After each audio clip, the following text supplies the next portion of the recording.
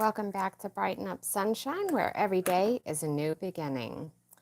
I'm going to try to hold this as I talk to you guys just a few minutes. And since we're on a live here, it's going to take a minute for some people to jump on. But I want to welcome you back if you've never been here before. This is Brighten Up Sunshine, where every day is a new beginning. And today I want to share something special with you. And that's this picture of this bear and this little bee, and of course, this sweet honey. At first, it looks like a hungry bear, well, with his eyes on something sweet, and a bee hovering nearby. But if we pause, we realize there's something deeper here. There's something spiritual, something timeless in this picture. And I want to share the lesson it carries for each of us today. So as we begin, think about this bear, the strength that still hungers. I mean, when you think of a bear, you think strength, right? Courage, survival. Yet in this painting, the bear is not hunting. It is not fighting. Instead, this bear is just sitting so cutely, drawn to the sweetness. And that is a reminder for all of us, no matter how strong we appear on the outside, every one of us hungers for something that's gentle, pure, and life-giving on the inside.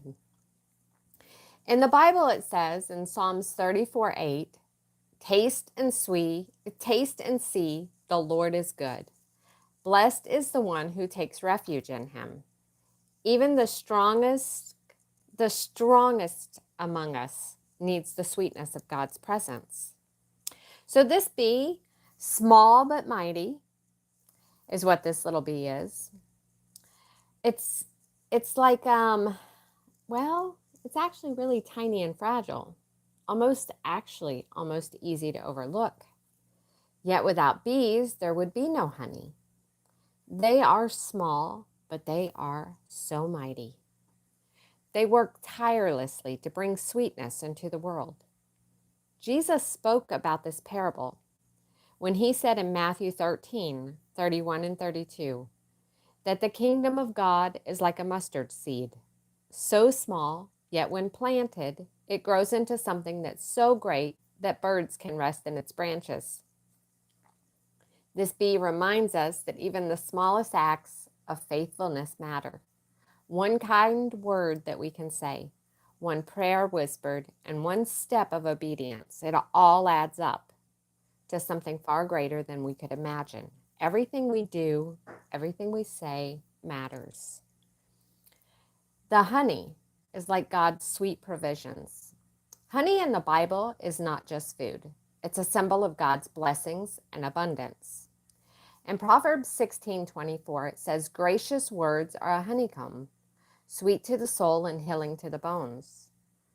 Take a look at Exodus 3:8. God promises his people a land flowing with milk and honey, a land of abundance. Honey represents God's provisions for our souls. His word, his promises, his spirit. Just as honey drips sweetness to the body, God brings sweetness to our very soul.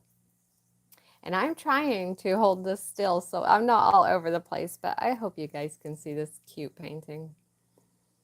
The lesson of balance is what I want to get to. Here's the truth. We don't always consider too much honey can make you sick.